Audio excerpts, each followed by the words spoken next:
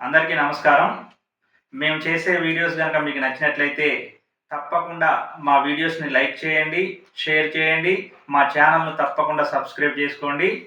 ఇక మనం ఈరోజు తెలుగు సాహిత్యానికి సంబంధించినటువంటి పురాణ ప్రక్రియలలోని ముఖ్యమైనటువంటి ప్రక్రియ అయిన ప్రబంధం గురించి తెలుసుకుందాం. ప్రబంధం అంటే ఏంటి? ప్రకృష్టమైన బంధం కలిగినది ప్రబంధం. ప్రకృష్టమైన బంధం కలిగిన దాన్ని ఏమంటాము? ప్రబంధం అంటాము. పురాణ ఇతిహాసాల నుండి ఒక చిన్న కథను తీసుకొని వర్ణనలతో పెంచి స్వతంత్ర కావ్యంగా రాస్తే దాన్ని ప్రబంధం అంటారు. తెలుగు సాహిత్య చరిత్రలో 16వ శతాబ్దాన్ని ప్రబంధ యుగమని, రాయల యుగం అని చెప్పి పిలవడం జరిగింది. అయితే తిక్కన తాను రచించినటువంటి మహాభారత పర్వాలను ప్రబంధ మండలి అని చెప్పి పిలవడం జరిగింది. తిక్కన తాను రచించిన మహాభారత పర్వాలను ఏమని పిలిచాడు? ప్రబంధ మండలి అని పిలిచాడు. ఇక ఎర్రన రచించినటువంటి నృసింహ పురాణంలో కూడా ప్రబంధ లక్షణాలు కనిపిస్తున్నాయి. ఎర్రన రచించినటువంటి ఏ రచనలో ప్రబంధ లక్షణాలు కనిపిస్తున్నాయి? నృసింహ పురాణంలో ప్రబంధ లక్షణాలు కనిపిస్తున్నాయి. అసలు ఎర్రన్నకు ప్రబంధ పరమేశ్వరుడు అనే బిరుదు దేని వల్ల వచ్చిందంటే ఈ నృసింహ పురాణము అనేటువంటి రచన చేయడం వల్లనే మరి ఆ యొక్క ఎర్రన్నకు ప్రబంధ పరమేశ్వరుడు అనేటువంటి బిరుదు వచ్చింది. ఇక పెద్దన శ్రీకృష్ణదేవరాయల యొక్క ఆస్థానంలోని అష్టదిగ్గజ కవులలో అగ్రగణ్యుడైనటువంటి అల్లసాని పెద్దన తాను రచించినటువంటి హరికథాసారమును తన గురువగు శటగోపయతికి అంకితమిచ్చాడు. అల్లసాని పెద్దన తన రచన అయినటువంటి హరికథాసారమును ఎవరికి అంకితం ఇచ్చాడు? తన గురువు అయినటువంటి శటగోపయతికి అంకితం ఇచ్చాడు. మరి అల్లసాని పెద్దనకు రాయలు అగ్రహారంగా ఇచ్చినటువంటి గ్రామం పేరు ఏంటి అంటే కోకట. కోకట అనే గ్రామాన్ని రాయలు అల్లసాని పెద్దనకు అగ్రహారంగా బహుకరించడం అనేది జరిగింది. ఇక తెలుగు సాహిత్యంలో సంపూర్ణ ప్రబంధ లక్షణాలు కలిగిన తొలి ప్రబంధం మనుచరిత్ర. ఇది రాసింది అల్లసాని పెద్దన. అల్లసాని పెద్దన ఈ మనుచరిత్ర రాసి ఎవరికి అంకితం ఇచ్చారు? శ్రీకృష్ణదేవరాయలకు అంకితం ఇవ్వడం జరిగింది. మరి మనుచరిత్రలో లేని వర్ణన ఏంటి అంటే మధుపాన వర్ణన. మనుచరిత్రలో లేని వర్ణన ఏంటి? మధుపాన వర్ణన. అల్లసాని పెద్దన కవిత్వాన్ని వడపోత పట్టిన ఇక్షురసంతో పోల్చినది ఎవరు? అల్లసాని పెద్దన యొక్క కవిత్వాన్ని వడపోత పట్టిన ఇక్షురసంతో పోల్చినది ఎవరు అంటే కవి సమ్రాట్ విశ్వనాథ సత్యనారాయణ. ఇక శ్రీకృష్ణదేవరాయల మరణానంతరం బ్రతికియున్నాడ జీవచ్ఛవంబుకరణి అని బాధపడిన అష్టదిగ్గజ కవి ఎవరంటే అల్లసాని పెద్దన. అల్లసాని పెద్దన రాయల మరణానంతరం బ్రతికియున్నాడ జీవచ్ఛవంబుకరణి అని చెప్పి బాధపడ్డారట, దుఃఖించారట. మరి అష్టదిగ్గజ కవుల యొక్క ప్రస్తావన గల శాసనం ఏమిటి అంటే తిప్పలూరు శాసనం. తిప్పలూరు శాసనంలో అష్టదిగ్గజ కవుల యొక్క ప్రస్తావన కనిపిస్తూ ఉంది. ఇక శ్రీకృష్ణదేవరాయలు చేసిన ఒక ప్రసిద్ధ రచన ఏంటి అంటే ఆముక్త మాల్యద అనేటువంటి ప్రబంధం. ఇది శ్రీవిల్లు పుత్తూరు నగర వర్ణనతోటి ప్రారంభమవుతుంది. ఈ యొక్క ఆముక్త మాల్యద అనేది శ్రీవిల్లి పుత్తూరు నగర వర్ణనతోటి ఈ ఆముక్త మాల్యద ప్రారంభం కావడం జరుగుతుంది. దీని ప్రత్యేకత ఏంటంటే ఆశ్వాసాంత గద్యలు లేని ప్రబంధం ఆముక్త మాల్యద. ఆముక్త మాల్యద అనేది ఆశ్వాసాంత గద్యలు లేనటువంటి ప్రబంధం అన్నమాట. మరి ఆముక్త మాల్యదలో వస్త్వైక్యం లోపించిందని ఒకరు, లోపించలేదని మరొకరు వ్యాఖ్యానించడం జరిగింది. ఎవరంటే ఆముక్త మాల్యదలో వస్త్వైక్యం లోపించింది అని చెప్పి అన్నదేమో దివాకర్ల వెంకటావధాని. ఆముక్త మాల్యదలో వస్త్వైక్యం లోపించలేదు అన్నది కొండూరు వెంగళాచార్యులు. బాగా గుర్తుంచుకోవాలి. ఆముక్త మాల్యదలో వస్త్వైక్యం లోపించింది అన్నదేమో దివాకర్ల వెంకటావధాని. వస్త్వైక్యం లోపించలేదు అన్నది కొండూరు వేంగలచార్యులు. మరి ఈ ఆముక్తమాల్యదపై ఒక కవి పరిశోధన చేశారు. వారు ఎవరంటే తుమ్మపూడి కోటేశ్వరరావు. ఆముక్తమాల్యదపై పరిశోధన చేసింది ఎవరమ్మా? తుమ్మపూడి కోటేశ్వరరావు. ఈ ఆముక్తమాల్యదలో మనకు ఎక్కువగా ప్రకృతి వర్ణనలు కనిపిస్తున్నాయి. ప్రకృతి వర్ణనలు అధికంగా గల ప్రబంధం ఏంటి అంటే ఆముక్తమాల్యద. ఈ ఆముక్తమాల్యద అనేది ఒక సంస్కృత పదం. అదేవిధంగా పురవర్ణనాదులతో ప్రారంభం కాని ప్రబంధం ఏమిటి అంటే పారిజాతాపహరణం. ఇది మొత్తం 5 ఆశ్వాసాల కావ్యం. పురవర్ణనాదులతోటి ఇది ప్రారంభం కాదనమాట. అదేవిధంగా ఈ పారిజాతాపహరణమునకు మూలం ఏంటంటే సంస్కృత హరివంశం. పారిజాతాపహరణమునకు మూలం ఏంటి? సంస్కృత హరివంశం. దీనికే కిల పురాణం అనే పేరు కూడా కలదు. పారిజాతాపహరణమునకు గల పేరేంటమ్మా? కిల పురాణం. పారిజాతాపహరణమును ప్రబంధాకారం దాల్చిన నాటకం అని చెప్పినది ఎవరు? జీనాగయ్య. జీనాగయ్య పారిజాతాపహరణం గురించి మాట్లాడుతూ ఏమన్నారంటే పారిజాతాపహరణం అనేది ప్రబంధాకారం దాల్చిన ఒక నాటకము అని చెప్పేసి అన్నారు.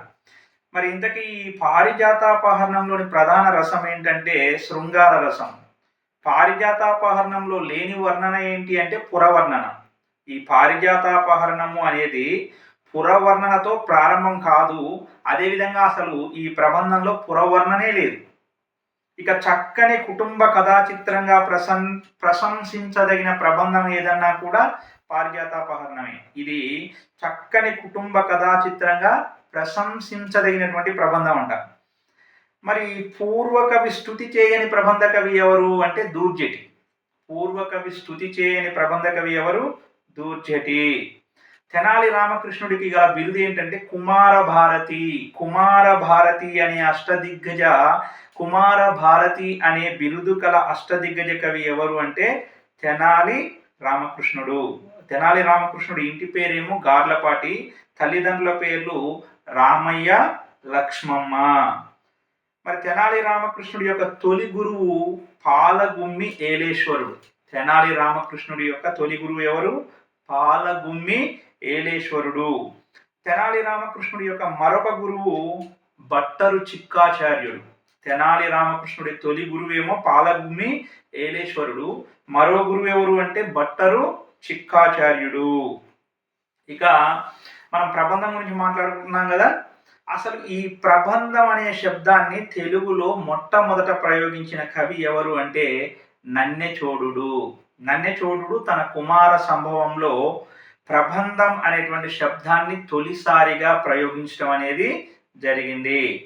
తెలుగు సాహిత్యంలో సంపూర్ణ ప్రబంధ లక్షణాలు కల తొలి ప్రబంధం ఏంటి అంటే మనుచరిత్ర. ఏంటది? మనుచరిత్ర.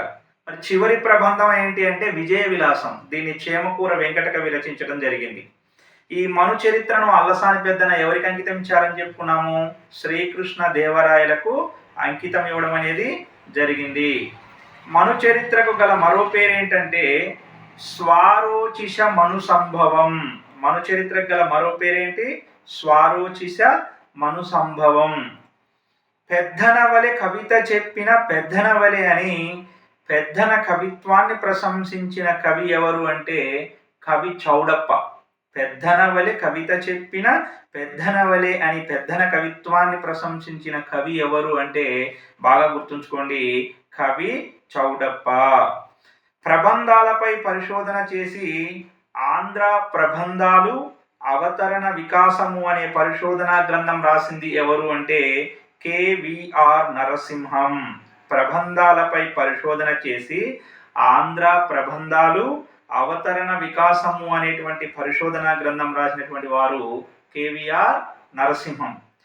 అష్టదిగ్గజ కవులు 8 మంది అని చెప్పుకుంటాం కదా. 8 మంది కాదు అష్టదిగ్గజ కవులు, 10 మంది ఉన్నారు రాయల ఆస్థానంలో అని చెప్పింది ఎవరు అంటే కందుకూరి వీరేశలింగం. కందుకూరి వీరేశలింగం దృష్టిలో రాయల ఆస్థానంలో ఉన్నవారు ఎంతమంది కవులు? 10 మంది అనమాట. ఇక శ్రీకృష్ణదేవరాయలకు యుద్ధ రంగంలో కూడా సహాయపడినటువంటి అష్టదిగ్గజ కవులు ఉన్నారట. వారు ఎవరంటే పెద్దన, నందితిమ్మన, మాదయ్య గారి మల్లన. పెద్దన, నందితిమ్మన, మాదయ్య గారి మల్లన వీరు రాయలకు యుద్ధ రంగంలో కూడా సలహాలు ఇచ్చేవారట. రాయలతో పాటు వీరు కూడా యుద్ధ రంగంలోకి వెళ్ళేవారట. ఇక శ్రీకృష్ణదేవరాయల గురువు ఎవరు అంటే తాతాచార్యులు. శ్రీకృష్ణదేవరాయలకు వీణా వాయిద్యము నేర్పినది ఎవరు అంటే కృష్ణయ్య. అంటే శ్రీకృష్ణదేవరాయల యొక్క గురువేమో తాతాచార్యులు, ఆయనకు వీణా వాయిద్యము నేర్పినటువంటి గురువేమో కృష్ణయ్య అనేటువంటి విషయాన్ని గుర్తుంచుకోవాలి. ఇక రాయలను ప్రబల రాజాది రాజా వీర ప్రతాప రాజ పరమేశ్వర. రాయలను ప్రబల రాజాది రాజా వీర ప్రతాప రాజ పరమేశ్వర అని పొగిడినది ఎవరు అంటే అల్లసాని పెద్దన. అల్లసాని పెద్దన శ్రీకృష్ణదేవరాయలను ఏమని పొగిడారు? ప్రబల రాజాది రాజా వీర ప్రతాప రాజ పరమేశ్వర అని చెప్పేసి పొగడడం జరిగింది. ఇక ఆముక్తమాల్యద అనేది మనం సంస్కృత పదం అని చెప్పుకున్నాం కదా. ఈ ఆముక్తమాల్యదను తమిళంలో చూడి కొడుతాల్ నాంచియార్ అని చెప్పి పిలుస్తారు. ఆముక్తమాల్యదను తమిళంలో ఏమని పిలుస్తారు? చూడి కొడుతాల్ నాంచియార్ అని చెప్పేసి పిలుస్తారు. దీన్నే మనం విష్ణు చిత్తీయం అని కూడా అంటాం. దీన్నే ఏమంటాము? విష్ణు చిత్తీయం అని చెప్పేసి కూడా పిలుస్తాం. ఆముక్తమాల్యదలో కొన్ని జాతీయాలు ఉన్నాయి. అవేంటంటే గుమ్మడికాయంత ముత్యం, ఇంటిలో ఎదుముళ్ళు. రెండు జాతీయాలు కనిపిస్తున్నాయి ఆముక్తమాల్యదలో. ఒకటి గుమ్మడికాయంత ముత్యం, రెండు ఇంటిలో ఎదుముళ్ళు. ఆముక్తమాల్యదలో కనిపించేటువంటి సామెతలు ఏంటంటే అరచేతి వ్రాలుగనుట, నోతుల్ ద్రవ్య భేతాళముల్ పుట్టుట. నోతుల్ ద్రవ్య భేతాళముల్ పుట్టుట, అరచేతి వ్రాలుగనుట అనేటువంటి సామెతలు కనిపించేటువంటి ప్రబంధం ఏమిటి అంటే ఆముక్తమాల్యద. ఆముక్తమాల్యదలో ఒక ప్రధానమైనటువంటి కథ ఏంటి అంటే మాలదాసరి కథ. ఈ మాలదాసరి మర్రి చెట్టు పైన బ్రహ్మ రాక్షసుని చూసినప్పుడు ఒక పద్యం చెప్పాడట.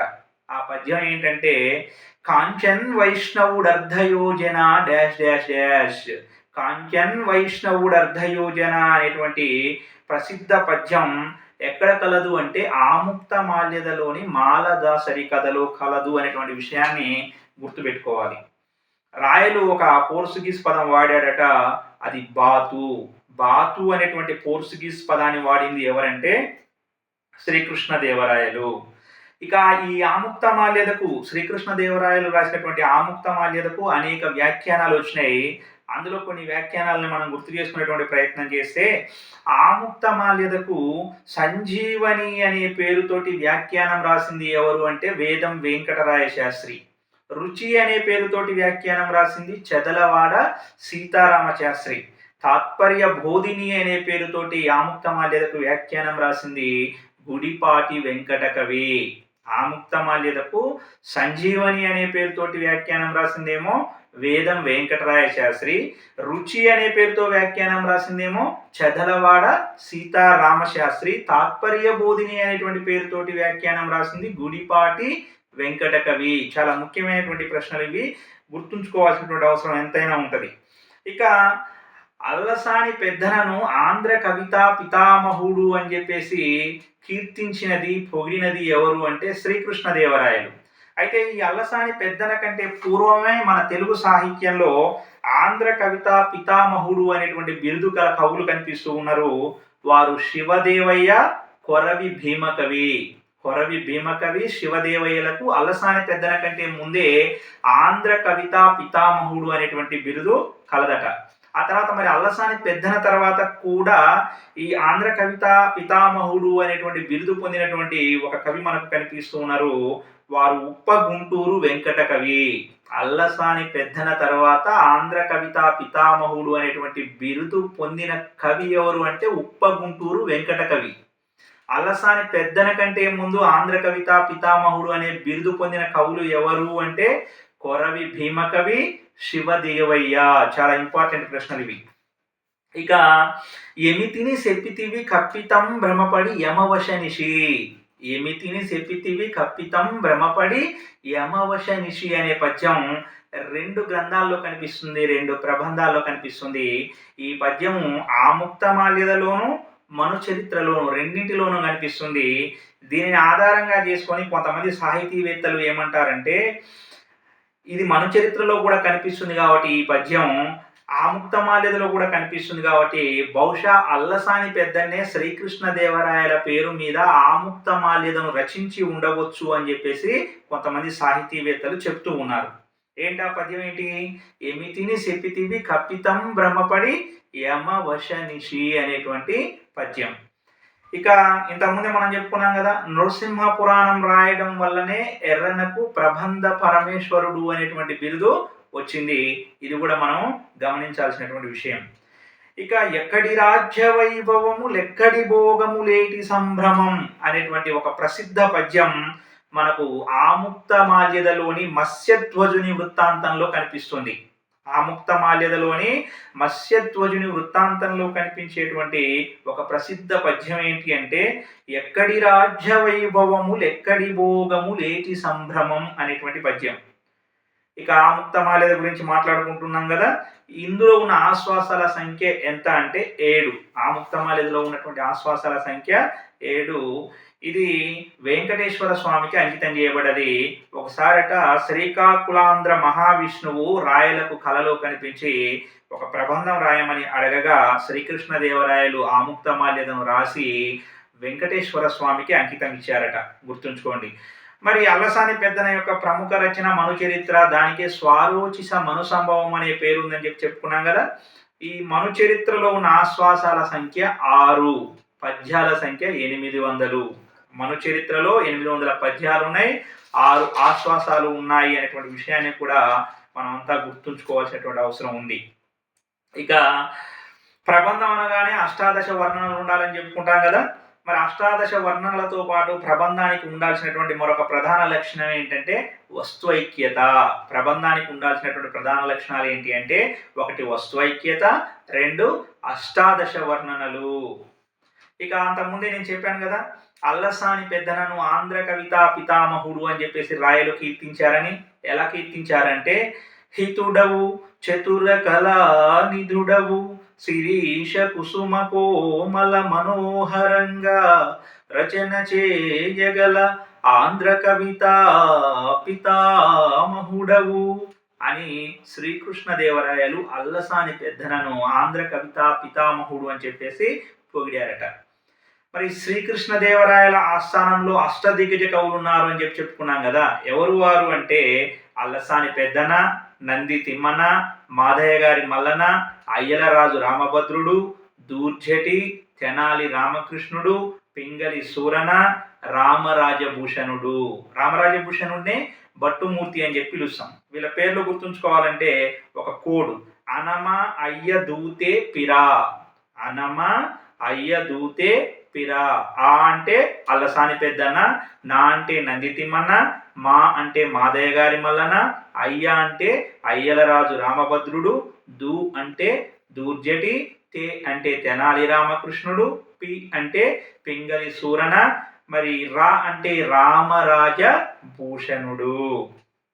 ఇక మరికొన్ని విషయాల్ని మనం రివిజన్ చేసుకునేటువంటి ప్రయత్నం చేస్తే, శ్రీకృష్ణదేవరాయలు విజయనగర సామ్రాజ్యాన్ని పరిపాలించిన తులు వంశానికి చెందినవాడు. అతని యొక్క ప్రధానమంత్రి తిమ్మరసు. రాయల యొక్క సభా భవనము పేరేమిటి? ఇది అందరికీ తెలిసిందే, ప్రసిద్ధమైనటువంటి ప్రశ్న ఇది. భువన విజయం. మరి రాయల నివాస మందిరం పేరేమిటి అంటే మలయకూట ప్రసాదం. రాయల యొక్క నివాస మందిరం ఏంటి అంటే చాలా మందికి తెలియదు, మలయకూటం. మలయకూటం అనేది రాయల యొక్క నివాస మందిరం. ఇక అసలు ఆముక్తమాల్యద గురించి ఒకసారి మాట్లాడుకుంటే, నాయిక పేరుతోటి వెలువడిన తొలి తెలుగు కావ్యం ఏమిటి అంటే ఆముక్తమాల్యద. ఆముక్తమాల్యద అనేది ఒక నాయిక పేరు మీదుగా వెలువడిన తొలి తెలుగు కావ్యం. ఓకేనా. ఇక చివరగా ఒక ప్రముఖమైనటువంటి విషయాన్ని మాట్లాడుకునే ప్రయత్నం చేద్దాం. రాయల రచనను గురించి ఆరుద్ర గారు ఒక ప్రముఖ వ్యాఖ్యానం చేశారు. ఆరుద్ర అంటే భాగవతుల సదాశివ శంకర శాస్త్రి.